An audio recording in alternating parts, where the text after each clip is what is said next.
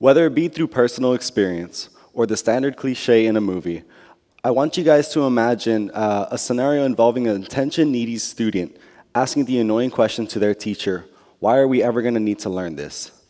Naturally, the teacher would dismiss this question, as it is a desperate attempt for attention. But that's just the issue. It's one of the most valid challenges to the education system. Why are we going to need this information? Most of it does not apply to our day-to-day basis. Most courses have no relationship to our potential future major. We just learn information, take a test on it, and never use it again.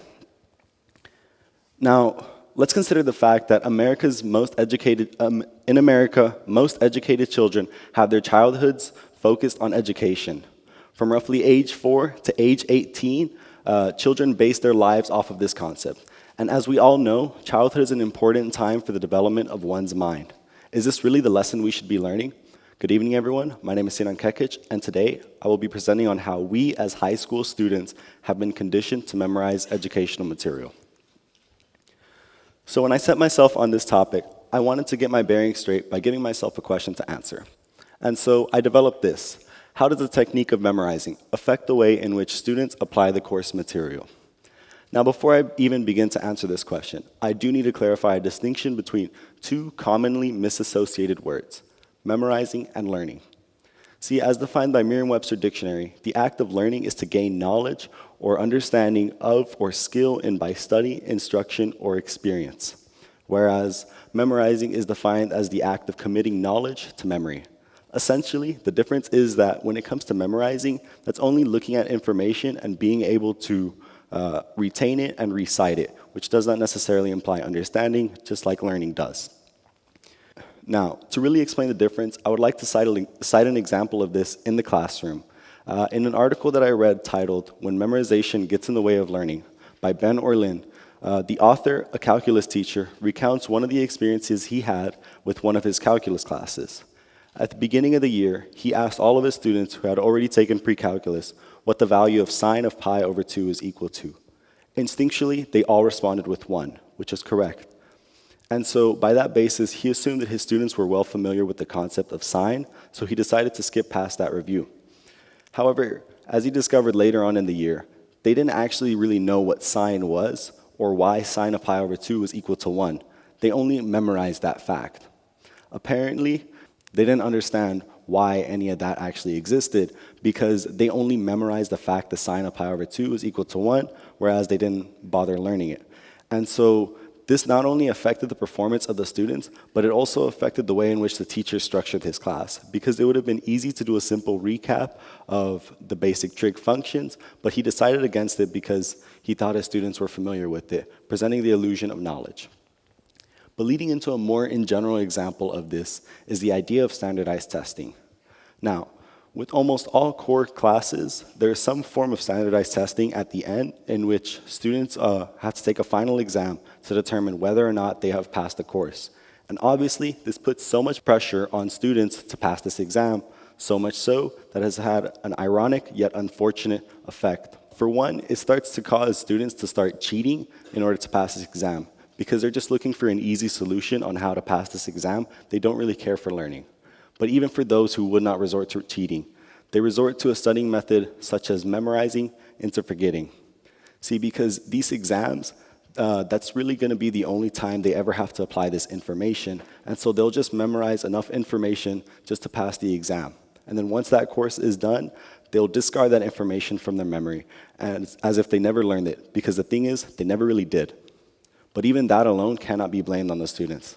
See, I conducted a minor survey in which all of my participants were students, and I asked them, do they feel that the courses that they had taken in high school, as well as before that, have been focused on those standardized testing?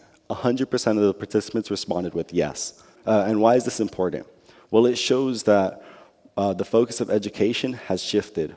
Rather than being that simple focus on actually teaching the information to students, there's more of a focus on passing these exams. And so if teachers can only promote enough learning for a sole application on tests, that's as far as students will apply the information. Now, all of this was really just information I needed before I conducted my research to answer this question. See, my research involves something called experimental research. Basically, it's a scientific approach that involves the manipulation of one or few variables and keeping all else constant. And in my case, the variable that I manipulated was how these students studied some material. So I had two groups, memorizers and learners. To the right, you'll see a single column list of 20 words. This list was given to the memorizers, and they were asked to look at this information for a minute. And then once that minute was up, they'd have to generate this chart to their best ability. And I did inform them that the order of the words did matter. And so after that, I kind of asked them some questions that was not necessarily related to this, just to sort of act as a distraction. And so once that distraction was done, I surprisingly asked them to generate the list again. See, now the purpose of this was to test retention, because I wanted to see how effective is memorization when it comes to retaining information. And so I conducted something similar with the learners. On the left-hand side, you'll see a 4x5 table in which the words are a little bit more structured. And basically the organization on this is, on the first column, they're all synonyms of they all begin with the letters RE. The second column is all synonyms of the word brag. The third column is different types of furniture. And the fourth column is different colors. Now, before they began studying, I did inform them of this organization, so they did have more insight as to how they were actually taking this exam. So before I get to the results, I want to explain how I analyzed this, because this wasn't so simple as analyzing a yes or no response survey. So on the left, I have the master list for the memorizers. In the middle, I have the first attempt of one of the students that I sampled. And then on the right, I have their second attempt after they were distracted. So as you can see on the first attempt, I marked most of them wrong because the student had only gotten 4 correct in comparison to the master list. But I also did record how many words they actually attempted, and in this case, they attempted a total of 13 words. So they received 13 points for attempting words, and then they received 4 points for accuracy. Now on attempt number 2, they had 4 words correct again, but they had less words attempted this time, as they had a total of 11 words attempted.